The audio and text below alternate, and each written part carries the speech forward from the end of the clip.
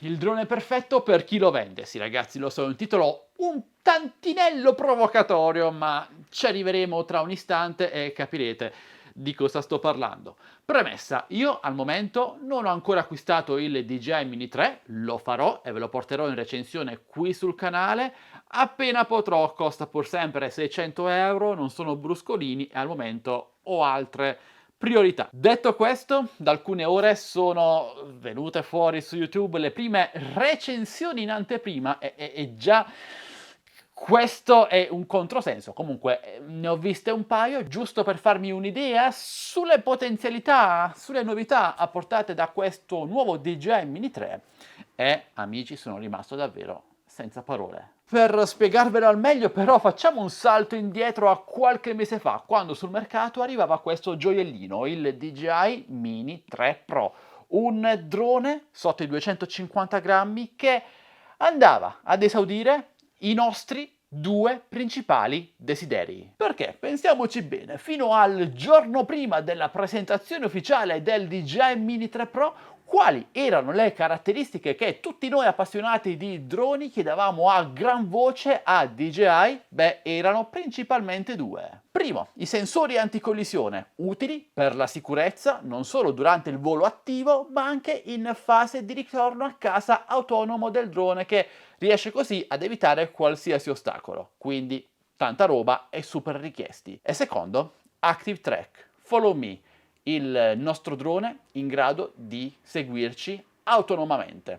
Per la prima volta su un drone DJI sotto i 250 grammi, ovvero il DJI Mini 3 Pro. E queste due caratteristiche sono state una grande, non voglio dire rivoluzione, ma innovazione per quanto riguarda i droni DJI sotto i 250 grammi, che hanno portato il DJI Mini 3 Pro ad essere uno dei droni più richiesti e più venduti. Infatti, per 2-3 mesi dopo il suo lancio ufficiale si faticava a riuscire a trovarlo in vendita. Ora arriviamo al nuovo DJI Mini 3, in quanto il nuovo drone DJI sotto i 250 grammi non è dotato né di sensore anticollisione né tantomeno di Follow Me Active Track.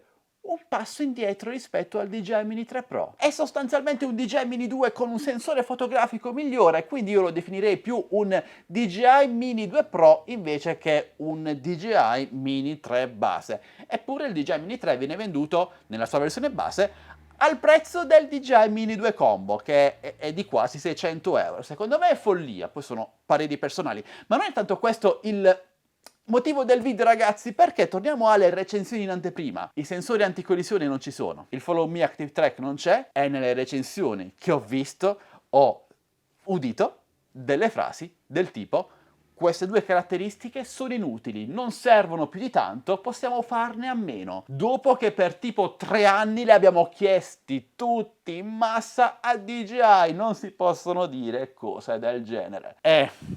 Infatti il DJI Mini 3 è un drone che non ha davvero nessuna innovazione rispetto agli altri modelli della casa e si fa passare l'autonomia di 2-3 minuti in più rispetto al DJI Mini 3 Pro come una grande rivoluzione.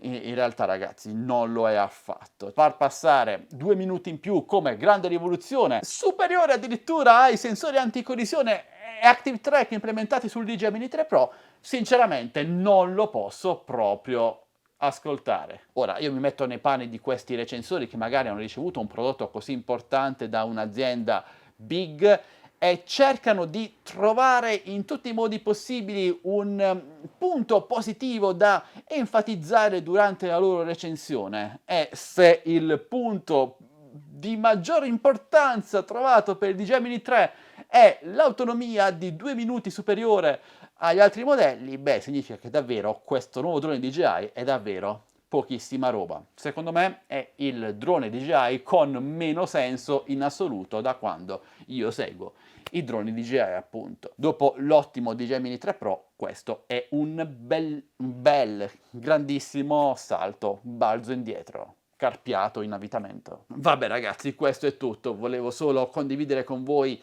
quello che purtroppo ho dovuto ascoltare. Voglio sapere ovviamente la vostra opinione qui sotto nei commenti. Cosa ne pensate del DJI Mini 3? Trovate che sia il drone perfetto, il drone fantastico da acquistare per il Natale? Oppure pensate, come me, parere personale, che il DJI Mini 3 sia un drone con poco senso, perché se hai già il Mini 3 Pro, ovviamente non compri il DJI Mini 3, se hai il DJI Mini 2 non ha poi tanto senso passare al DJI Mini 3 quanto per poco più c'è il DJI Mini 3 Pro con sensore anticollisione, Active Track e un sensore fotografico comunque superiore al DJI Mini 3.